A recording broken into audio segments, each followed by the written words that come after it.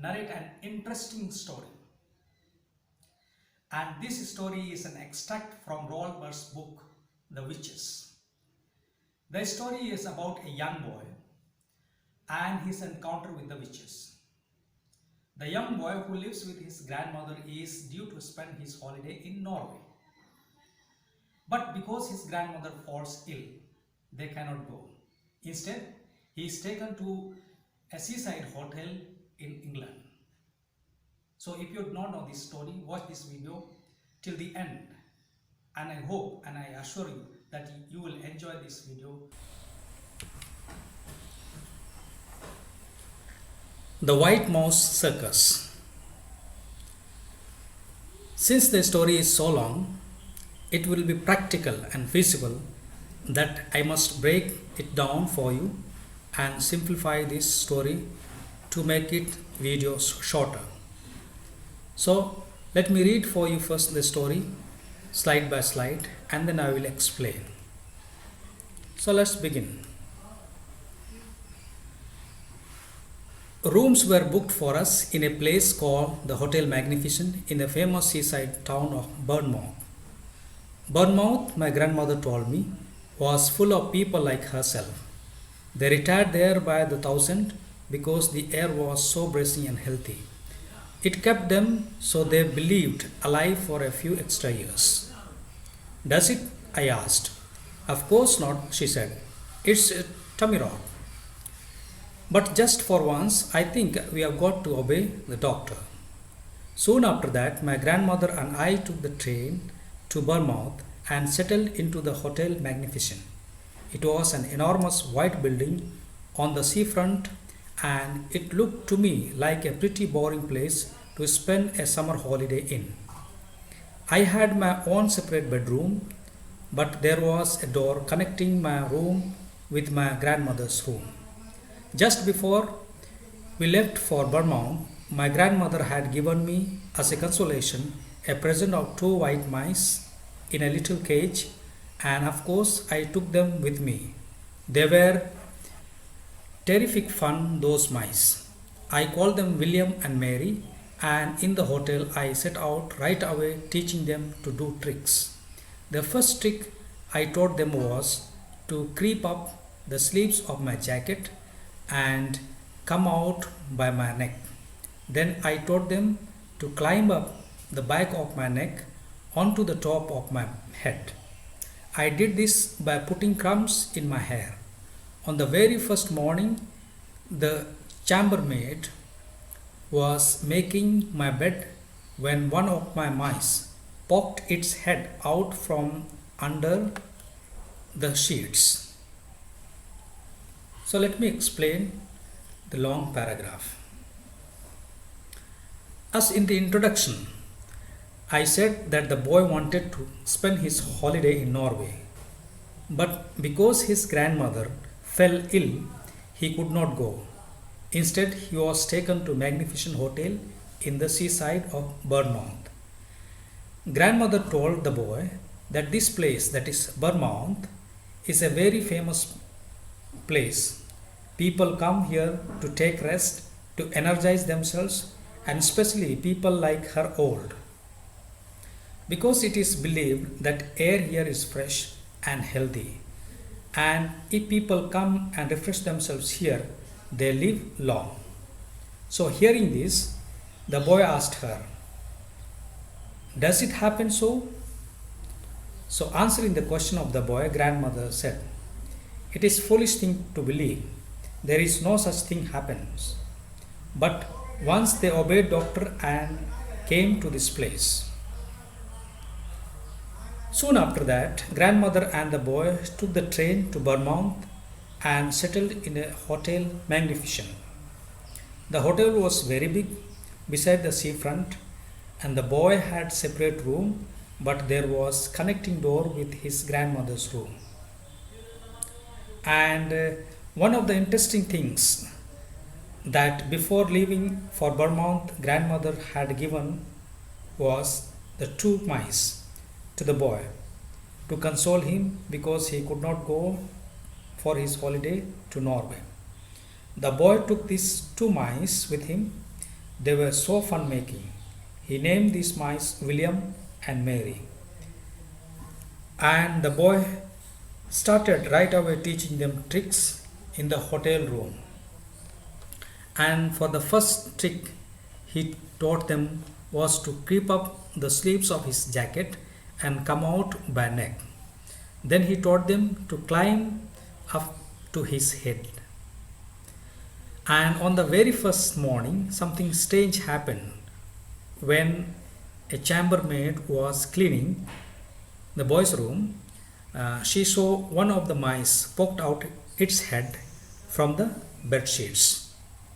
And let's see what happens further. So let's read. The maid let out a shriek that brought a dozen of people running to see who was being murdered.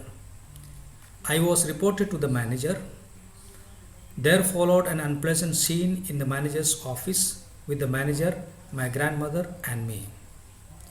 The manager, whose name was Mr. Stringer, was a bristly man in a black tailcoat. I cannot permit mice in my hotel, madam, he said to my grandmother. How dare you say that, when your rotten hotel is full of rats anyway? My grandmother cried. Rats? Cried Stringer, going mauve in the face. There are no rats in this hotel. I saw one this very morning, my grandmother said. It was running down the corridor into the kitchen.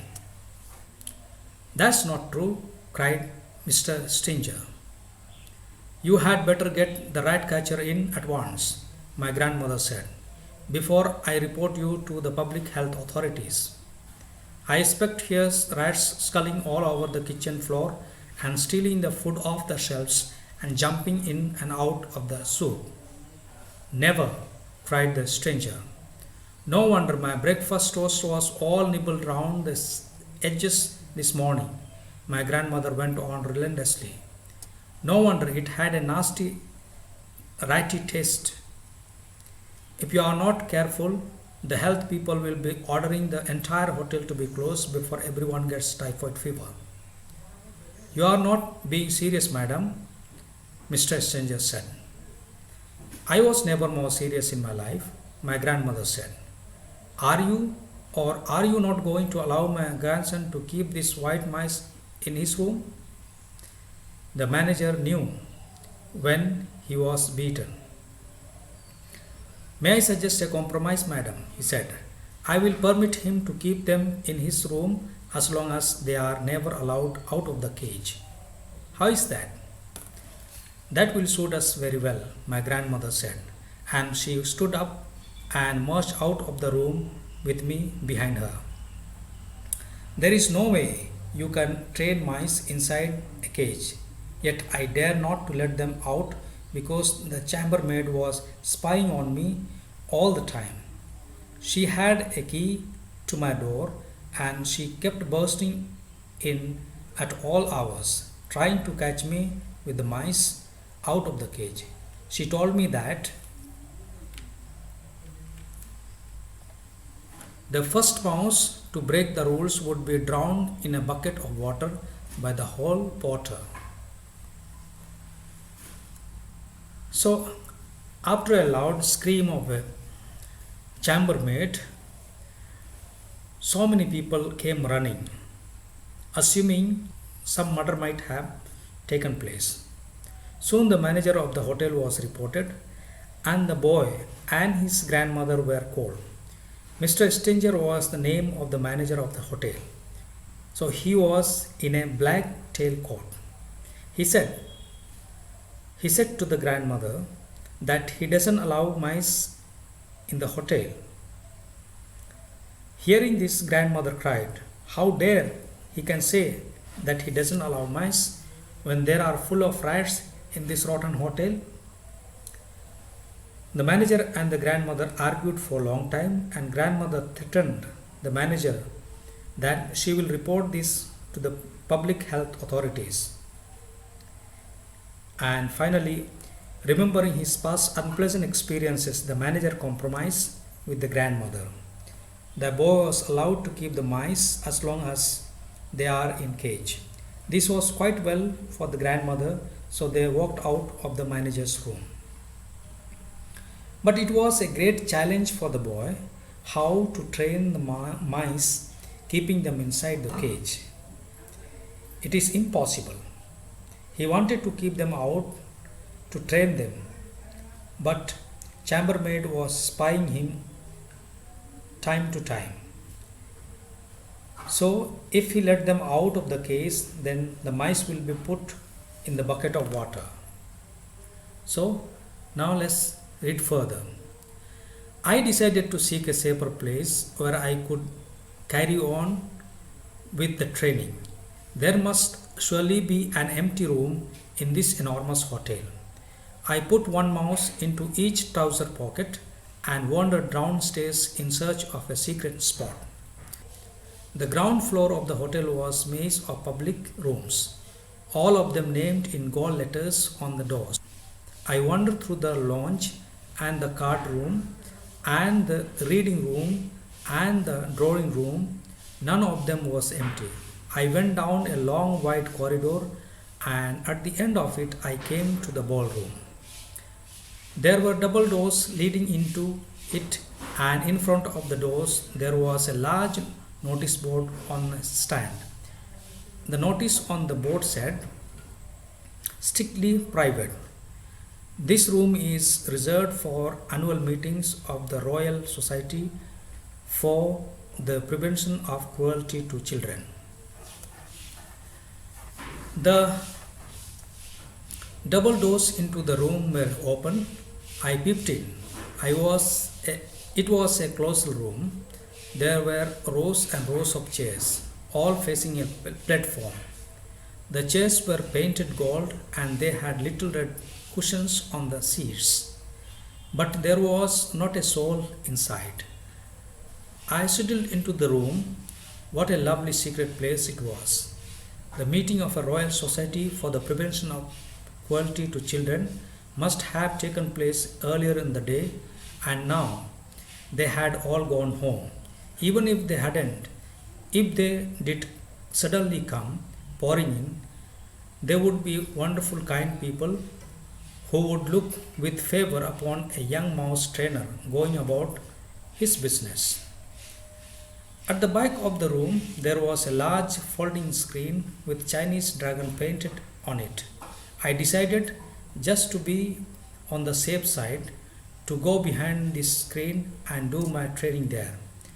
I wasn't a bit frightened of the prevention of cruelty to the children people, but there was always a chance that Mr. Stranger, the manager, might pop his head around the door. If he did, and if he saw the mice, the poor thing would be in the hall porter's bucket of water before I could shout stop. I tiptoed to the back of the room and settled myself on the thick green carpet behind the big screen. What a splendid place this was, ideal for mouse training. I took William and Mary out of my trouser pockets. They sat beside me on the carpet, quiet and well behaved. The trick I was going to teach them today was tightrope walker. Provide with you know exactly how to go about it. First, you must have a piece of string. I had that. Then, you must have some good cake, a fine currant cake. It is the favorite food for white mice. They are dirty about it. I had brought with me a raw cake which I had pocketed the day before. So now we see that. So the boy decided to seek a safer place to train the mice. He walked around this big hotel to find out an empty room where no one comes. And after a long search down the corridor, he found the ballroom, which was quite suitable for him to train.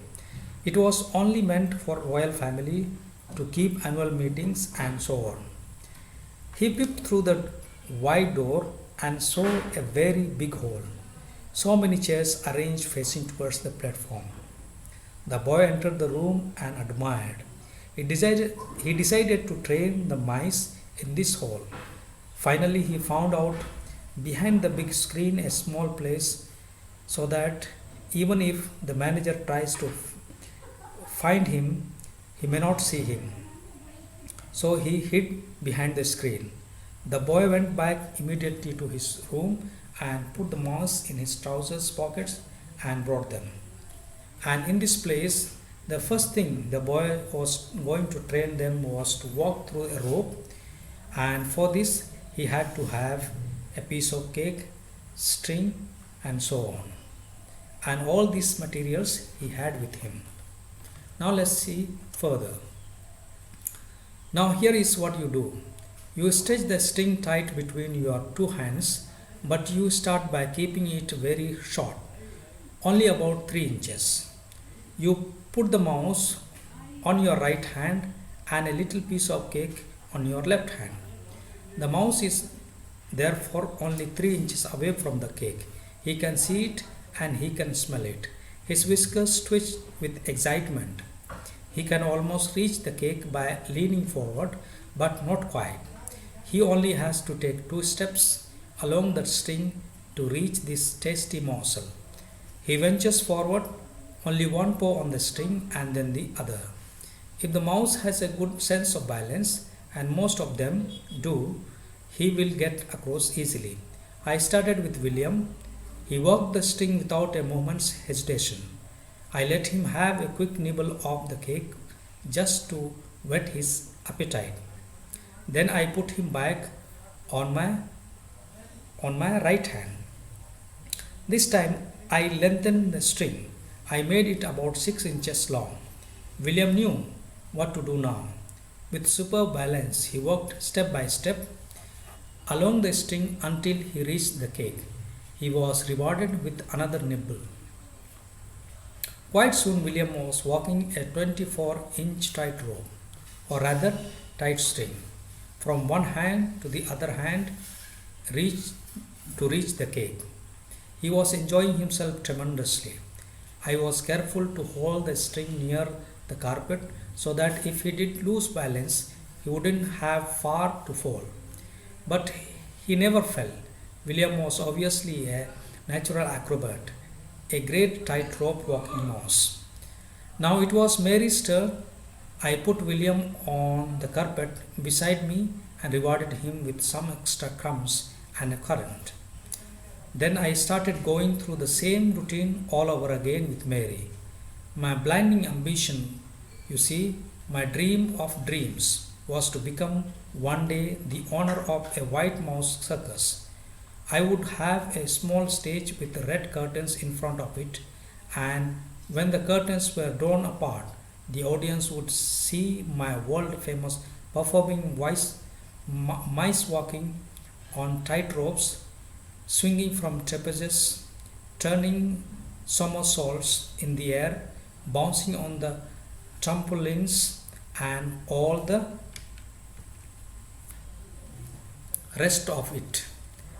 I would have white mice riding on white rats, and the rats would galloping furiously round and round the stage. I was beginning to picture myself traveling first class all over globe with my famous white mouse circus and performing before all the crowned heads of Europe. And let's try to understand this long reading. In order to train the mice, now boy stretched the string in his hands. He has to keep the mouse in one hand and the cake piece on the other hand. First, he started training with William. He kept it in his right hand and held the cake in his left hand. For the first time, he kept the distance of the string hardly 3 inches. Later on, he went on increasing. The mouse was very well trained because it was rewarded with cake as he walked through the row. He repeatedly did this with William, and it could walk the distance of 24 inches row. Once William was trained well, the boy started training Mary as well. He did same routine all over and over again with Mary. And we see that the boy was training the mice because he had a big dream. he had an aim to fulfill. He imagined that one day he will be the owner of a white mouse circus. He will be performing world famous circus of white mice in front of the royal families and a large audience. He will be going all over the world and especially in Europe, and he would perform many ways of circus with mice such as walking on ropes, swinging from trapezes, turning somersaults in the air, bouncing on trampolines, and many more. So, after having seen and heard the story of the White Mouse Circus, what is your reaction? Was it enjoyable? Was it an interesting? Did you enjoy? And I am sure you have enjoyed this story.